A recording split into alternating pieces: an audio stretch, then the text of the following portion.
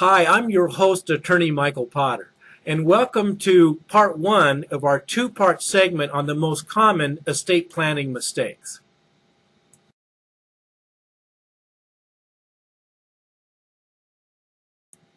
Okay, this first one is really easy because most people think that they don't really need an estate plan. Why is that? Because they believe the common myth that estate planning is only for rich people. And I'm not rich, therefore I don't need an estate plan. That's not true. Without an effective estate plan, the assets that you have accumulated during life might very well go to the very people you don't want to have them.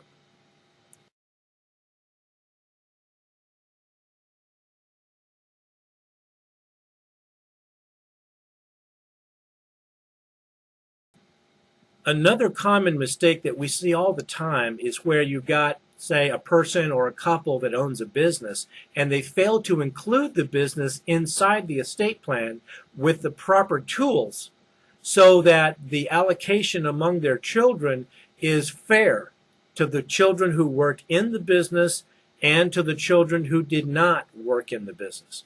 That can take some extra planning, and that's why it's so important to work with an estate planning expert that really knows what they're doing.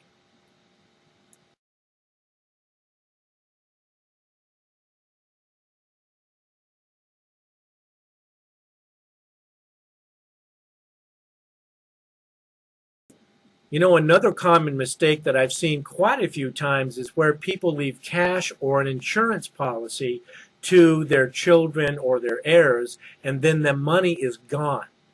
It's much better to use a trust as a distribution vehicle for that money so that it can be parceled out and allocated out over a longer period of time so that the beneficiaries get it and they don't blow it.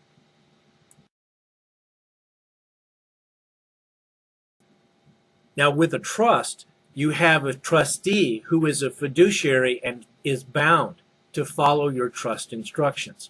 So if you would like those assets distributed slowly over a period of time, you can do that and know that the property is protected before it is distributed to your beneficiaries.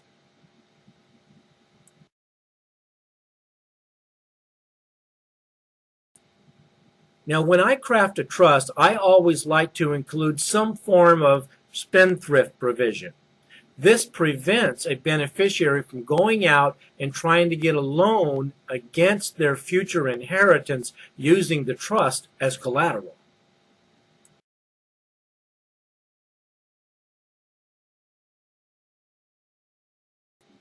The next most common mistake is the failure to update the estate plan.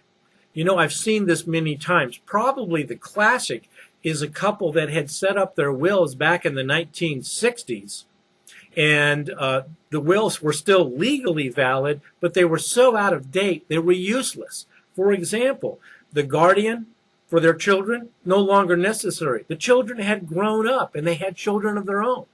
The person that they had named as an executor had long ago died and was not available to serve as executor. Plus, they had changed states. They had moved from the state where they had their will originally done to a completely different state where that will was no longer valid. And all of the assets had changed over time. So it's important and necessary to keep your estate plan up to date.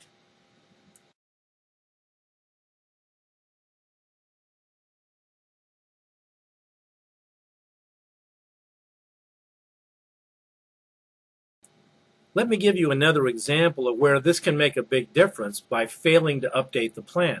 I had a lady who attended one of my seminars, and I learned later that she was the granddaughter in a case where the grandmother had planned to leave the estate to her daughter and her existing granddaughter. But at the time of the lady's death, the daughter was pregnant with another child, and therefore that second granddaughter was left out. That's the lady that I met at my seminar. A lot of planning can go awry by failure to keep it updated, so I recommend you don't make that mistake.